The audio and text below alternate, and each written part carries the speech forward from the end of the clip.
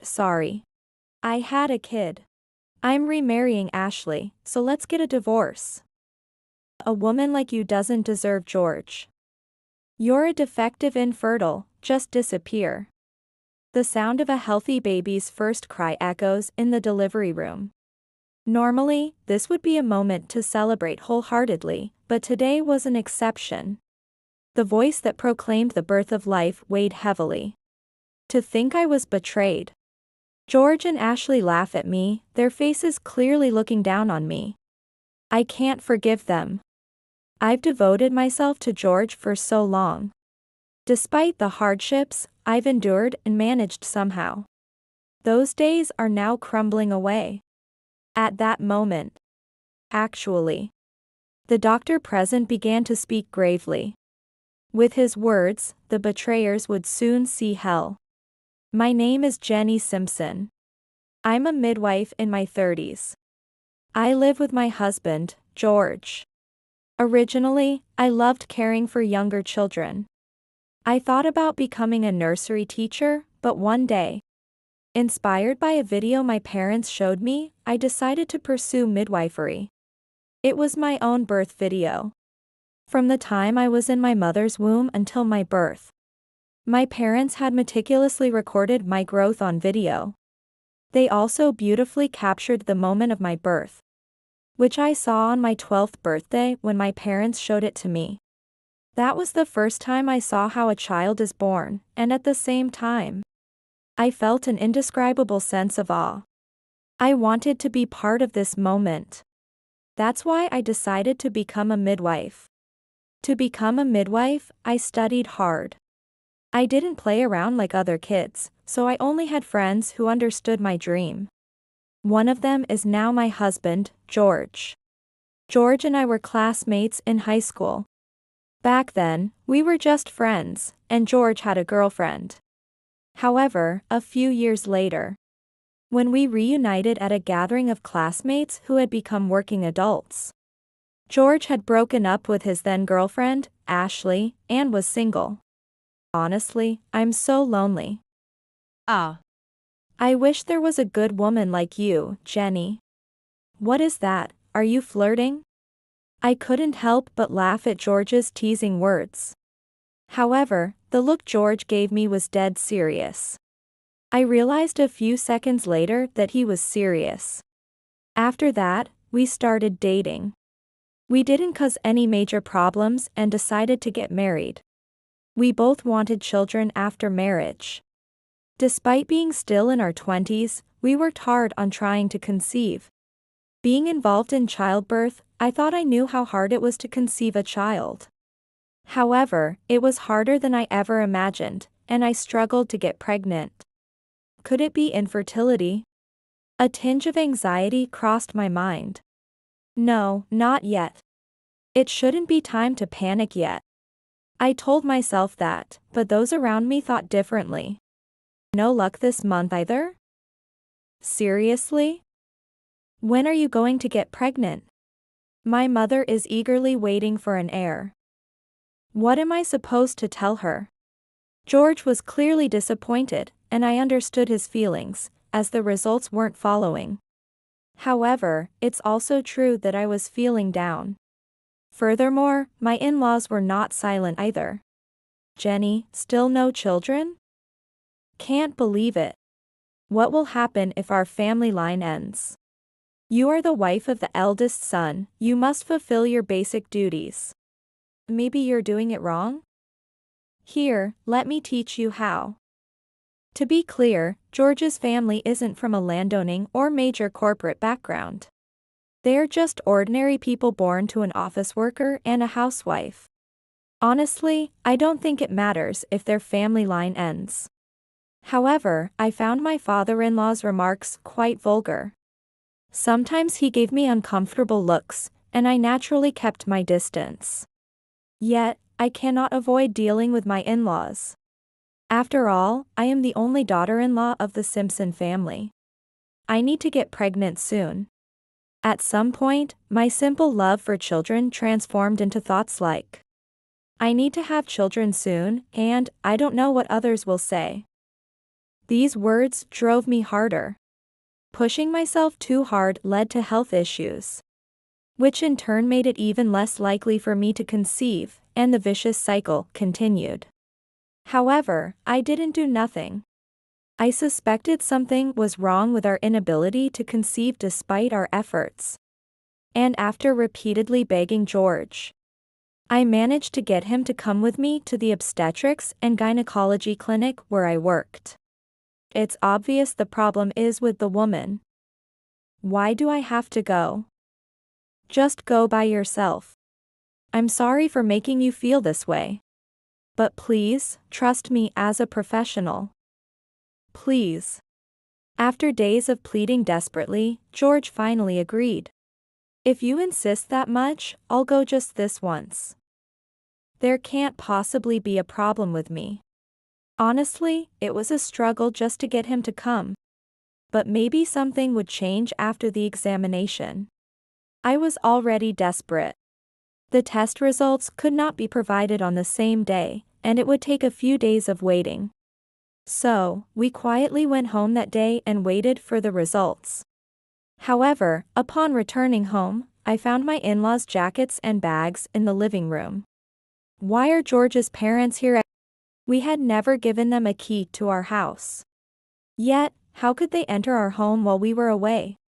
It's not good to suspect people, but my inconsiderate in-laws were a different story. If they had ransacked the house during our absence, it would have been unbearable. I rushed inside, and, as if it were to be expected, I caught my mother-in-law coming out of my room. Moreover, she was holding a bag stuffed with something. My face turned pale as I reflexively shouted at my mother-in-law. "What are you doing, Laura?" Caught off guard, my mother-in-law froze for a moment. I snatched the bag from her hands and checked its contents. To my shock, it was filled with my jewelry, clinking inside. Included was my favorite necklace that my mother had given me. It was stored at the back of the drawer, indicating she had deliberately taken it out. What's the big deal? I was just borrowing them. And you're making such a fuss. What are you talking about? This is no different from theft. I'm calling the police right now. As I grabbed my smartphone to make the call, George tried to calm me down from the side. I was utterly confused. Why was George siding with his mother? Furious, I glared at him. Calm down, Jenny. It's not like my parents came here to steal. I invited them to teach you some things about being a good wife. There was a plan to go to the obstetrics clinic today, right?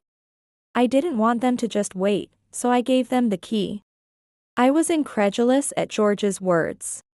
It seemed impossible, but even George was in on it. If we had returned home even slightly later, all my precious jewelry would have been taken by my mother-in-law, and I might never have noticed. The thought alone was enough to make my blood run cold. What's all this noise? I was sleeping, and you woke me up. Hearing our commotion, my father-in-law came out from the back room. That room was supposed to be our bedroom. I later found out that it had been misused. The pillow covers that I had spent good money on were soaked with his drool. My in-laws and George looked at me as if I were the one at fault. Why am I on the receiving end of a one-sided complaint? Weren't the ones at fault my in-laws who entered the house without permission and George for allowing it? Although I was still furious, I had no choice but to entertain my in-laws to avoid any more unauthorized actions. As they said, "We'll teach you how to be a good wife," they began to complain about various things. "Jenny, the coffee is gone. You should know to refill it without being told. Don't you even know that? Oh, Jenny, your cooking is so bland. George is working hard outside, you should serve him nutritious meals. It's pitiful that he has to eat such food. Do this, don't do that." I was constantly criticized and was utterly exhausted. How much longer would this life continue? Would having a child change anything? I slept each night with vague anxieties. There was never a moment when I felt at ease. The only time I felt solace was while I was working. Every day, new lives were born, and although there was no time to rest, hearing the cries of birth somehow brought me relief. Then, one day, I received a call from a paramedic. Apparently, a pregnant woman nearby had broken her waters. And since her regular hospital was too far away, they asked if they could bring her in. If we turned her away, it might have serious consequences. We quickly agreed and prepared to receive her. However, when the pregnant woman and the man accompanying her arrived, I was shocked. Although she looked a bit more mature due to the passage of time, the woman clutching her belly in pain was unmistakably Ashley, George's ex-girlfriend. And the man comforting Ashley was George. I couldn't comprehend what was happening for a moment. It hurts, it hurts. Hang in there, Ashley. Keep going. George held Ashley's hand as she struggled through labor. Perhaps due to the intensity of the situation, they hadn't noticed me. Ashley was already past her due date, so I immediately took her to the delivery room. Despite my confusion over why the two of them were together, I focused on helping to deliver the baby safely. The cries of the newborn echoed in the delivery room. Normally, I would feel deeply moved hearing them, but not this time. Once everything was settled, I went with the attending doctor to Ashley's room. That's when they finally seemed to realize I was there, and their expressions turned active infertile, just disappear. At their words, I was left speechless. But it wasn't because I was upset. I was appalled at how hopeless they are as human beings. I had tried my best to get along with George. Although my relationship with my in-laws was the worst, I had desperately tried to overcome that. But this was the result. This was unforgivable. George and Ashley laughed at me, their laughter echoing across the not-so-large hospital room. The other patients in the room looked at them with puzzled expressions. Amidst this, the attending doctor interjected, "May I say something? Actually, the test results are in." I had just received the news that the infertility test results I took the other day were available. I had planned to hear them later, but Ashley's delivery came up, so I ended up not hearing them.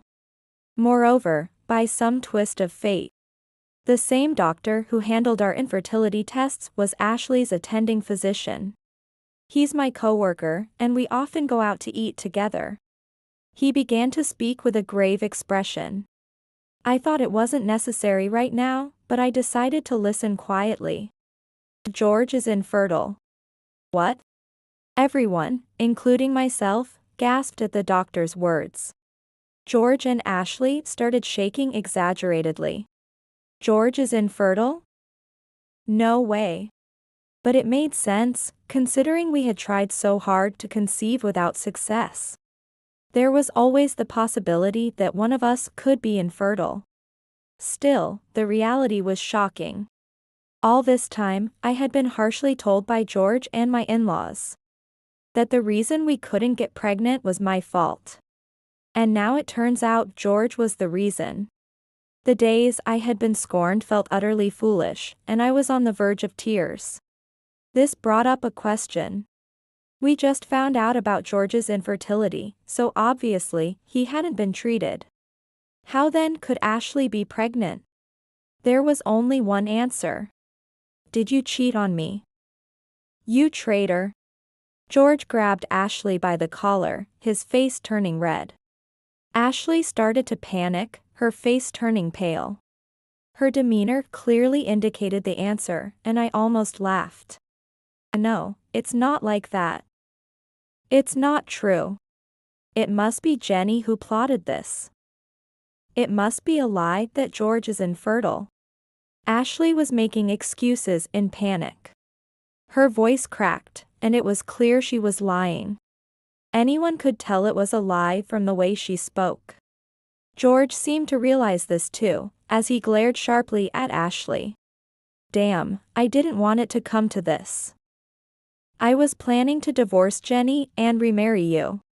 I don't want to take care of a kid whose father is unknown. George said this and started to leave the room, but I stopped him with a wait. George's face lit up. That's right, Jenny still loves me. We can still make it work. Forget the divorce. Let's work together as a married couple. George took my hand, saying such convenient things. Hearing this, I felt how hopelessly unchangeable he was. After all, I wasn't holding him back because I wanted to get back together. No, where should I send the divorce papers? After all, the house we lived in is in my name, right? You'll have to move out after we divorce, so I need to know where to send them. Should I send them to your parents' place? At my words, George exclaimed, "What?" As if he had never thought I would ask for a divorce. Why must I continue with George even after being betrayed? Despite George trampling all over my feelings. No matter how many times he apologizes, I cannot forgive him. Yet, George looked desperate at my words. Don't say that, Jenny. We're married, aren't we? In sickness and in health, shouldn't we stick together? What, in sickness and in health? George was the one who pushed me away first, and now he says this? It was all too convenient, and I was tired of dealing with it. But whatever I said, it wouldn't reach George. As I was pondering what to do, the doctor, who had become invisible in the situation, spoke up. Could you please continue this conversation elsewhere? It's disturbing the other patients. By then, the other patients in the same room were glaring at George and Ashley with disgust. Ashley wasn't in a private room. So continuing the discussion there would only cause further disturbance. I decided to leave the place. Wait, Jenny. George called out to me, but I ignored him and went back to work. Later, disliking the idea of seeing George, I returned home during a weekday when I knew he would be away. Took only the most essential belongings, and left the house immediately. I rented a short-stay apartment until I found a new home. When I consulted a lawyer about the affair and abuse, they said that testimony from the hospital could likely secure compensation for me. Relieved by those words, I sent the detailed document and divorce papers to the house where George was likely still living. A few days later, my phone rang incessantly. I recognized immediately that it was from George and messaged back. Please communicate through my lawyer. However, George, regardless of whether it was during my work hours, continued to call relentlessly. Realizing that I could not keep ignoring his calls, I decided to find time to deal with him. When I answered the call, George immediately pleaded without even a proper greeting. Help me. The real estate agent came to the house. I don't understand what's going on, but they said if I don't leave within a week, they'll call the police. Please do something. I don't want to deal with the police. I could guess the situation somewhat. Well, I had orchestrated it. After deciding on the divorce, I went to the real estate agency to proceed with selling the house. Although the furniture was purchased by me, I wanted to erase every memory of living with George. So, I asked them to dispose of everything, even if it meant paying a fee. Fortunately, I had saved enough money for when we might have children, so I could use that for new furniture. It was meant to be a reward for enduring such a difficult situation for years. When I explained this to George, he responded in a half-exasperated tone. Why would you do something so arbitrary? That house was for both of us. The deed might be in Jenny's name, but it's normal to consult each other. What have you done? If you didn't want it to come to this, you should have contributed to the mortgage yourself. You didn't want to because it meant less money for you to spend freely, right? We had bought the house in joint names. We were supposed to split the mortgage payments. Despite our agreement, George broke his promise and did not pay the mortgage. Consequently, I ended up paying it myself and changed the house's ownership to my name alone. Since I paid the mortgage alone, it's my right to decide what happens to the house without George's input. Moreover, while married to me, George cheated with his ex-girlfriend, Ashley. He's a traitor, and it's only natural that he faces severe consequences. As I was pondering this, George protested, "That's not right. First of all, you're just a midwife. They say doctors make a lot. But there's no way a single woman's earnings could cover all that. You must have borrowed money from some shady source, right?" Certainly, George's words could have a point. Despite being involved in the medical field, a single woman's salary would not normally cover a house mortgage. However, I had a special circumstance. Actually, my family owns land. I wanted to keep that and my substantial real estate income a secret from you to live a normal life with George. Indeed, my family was the landlord of this region and had made a considerable fortune. I inherited some land from my parents and earned rental income from it. George, stunned by this revelation, exclaimed, "What?" I nearly laughed at George's reaction. Then it's about the division of assets. If it's money made after marriage, it should be split, right? Fine by me. But in return, I'll send a formal notice to your company. My parents are furious about this situation. If I hadn't stopped them, everyone who runs a business around here would know about this incident. You'd never be able to find a job again. George gasped at my words, then frantically responded, "That's blackmail. How can you enjoy ruining someone's life? You wicked woman." Such words were thrown at me, but they didn't hurt me at all. It was clear George was cornered. I had done my best to support George and my in-laws. They were the ones who disregarded that. Why then, when they face the consequences, do they panic so much? I couldn't help but find it amusing. Say whatever you want. I plan to handle this through my lawyer, so please don't contact me directly anymore. Goodbye. Wait. Jenny. I heard George's desperate cries but ignored them and hung up the phone. I immediately blocked his number. Now, I won't have to deal with his incessant calls anymore. I thought that would be the end of it. However, it wasn't over. One day, as I was leaving the hospital after work, a familiar trio approached me. "Jenny. Please, help us. Please, don't abandon us. We apologize for everything. Please, just consider." Yes, it was George and his parents.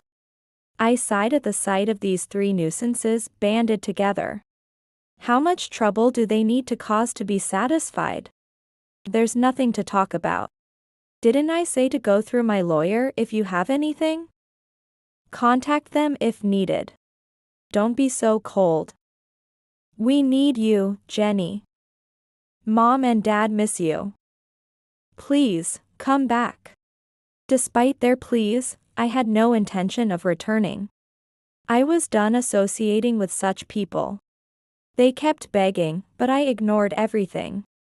As I tried to leave, my mother-in-law grabbed my arm. Ouch. Let go of me. Please don't leave us. We planned to move in with George. We prepared for it, and even sold our house. But now we have nowhere to live because you sold the house. I was shocked by her words. Unbeknownst to me, they had proceeded with plans for cohabitation. I had never heard such a thing. How could they plan such a thing without consulting with me, who paid the mortgage? We have no place to live now, so we have to spend our days in the park. Please, show some mercy to us old folks. Saying that, my father-in-law kneeled before me. Passers-by watched the scene with disapproval. Some even discussed whether they should call the police. It was embarrassing. To be subjected to this spectacle in public was beyond belief. Their actions were so out of touch with common sense. Yet, they were selfishly focused on themselves. After all the pain they caused me, they still tried to deepen my wounds. How could they be so insensitive? I couldn't understand their thought process, and I sighed. Then George pleaded desperately. Please. Find a way. You have a place to live now, right? Just let the three of us stay with you. Indeed, I had found a new home and moved after all that happened. Of course, I hadn't told George and his parents my new address. That's probably why they came to the hospital, clearly aware that I was here. Also, I got fired. I can't make a living anymore. I can't even afford to eat properly. Fired? Why? Looking at them, they were indeed dressed shabbily. But could I have imagined he was fired? It was expected that I wouldn't spread the news about this incident in exchange for not dividing the property. And I had made sure my parents kept quiet about my situation, understanding and respecting my decisions. So why had he been fired? It's Ashley. When I told her the marriage was off if the kid wasn't mine, she lost it and caused a scene in front of the company. Eventually, it got out that I had cheated, and that spread everywhere, making it impossible for me to find another job. What are you going to do about this? No, even if you say that. I never imagined that such a situation would happen. Perhaps, due to Ashley's rampage at the company. And the fact that George betrayed a well-known landowner's daughter became known. The local business owners probably didn't want to employ him. Now, George has lost both his home and job. And my family's estate continues to thrive as landowners. It's clear which to value more. I did feel sorry, but that doesn't mean I should extend a helping hand. As I shrugged off my mother-in-law's arm and tried to pass by, George desperately cried out, "Wait. Please, don't abandon me. You're all I have left, Jenny. I have no one else to turn to. Please, Jenny. Don't abandon us. Please, I beg you." Their pleading voices followed me from behind. It was so annoying that I had to say something. There's no fool around who would help trash like you. Just resign yourselves to living at the bottom. After saying that, I left the scene without looking back once. I heard through the grapevine that afterwards, George and his parents seemed to have disappeared. In fact, when we encountered each other at the hospital, the compensation was still unpaid. So I had my lawyer demand that it be paid promptly. Soon after, the compensation was paid in full, but I have no idea where that money came from. At that time, George had lost his job and had no means of earning money. So, how on earth did he manage to come up with such a large sum? Probably pressured by my lawyer, George and his family must have panicked. A lawsuit could have made things even more expensive. So, they must have scrambled to gather the funds before it came to that. It's hard to know what desperate people might do. Maybe they took out a huge loan from somewhere they shouldn't have. Even after paying the compensation, they had no means to repay the money. Places like that are notorious for not caring about how they collect their debts. Once they realized there was no hope of repayment, they probably ended up on a fishing boat or something similar. The elderly in-laws must be working hard despite their age. I don't intend to sympathize, but it did seem a bit pitiful. As for Ashley, her attempt at cuckolding ultimately failed. And her parents found out that and disowned her. The child was taken in by her parents and is apparently being raised properly. I was relieved to know that the innocent child didn't have to suffer. Without her parents' support, Ashley apparently turned to the night world. However, she quickly found the work too harsh and wanted to quit early on. But with nowhere to go and no one to rely on, she couldn't leave. As for me, with all my troubles gone, I'm enjoying my days. Having learned my lesson from this ordeal, I've become even more dedicated to my work. To be safe, I asked the director and asked to be transferred to a hospital in the city center. I was anxious about whether it would work out, but once I started, I found everyone to be kind, and the conditions were even better than at my previous job. Today, once again, the cries of a newborn echo in the delivery room. For a while, I couldn't fully rejoice at those sounds. But time has healed those feelings, and now I can sincerely say, congratulations. It's not guaranteed that I'll walk through life without any worries. Maybe I'll face even greater challenges than before. But still, I want to stand firm on my own 2 feet. And continue to be someone who can genuinely celebrate the birth of life. Even if hardships await, I'm determined to overcome them. That's what I've promised myself.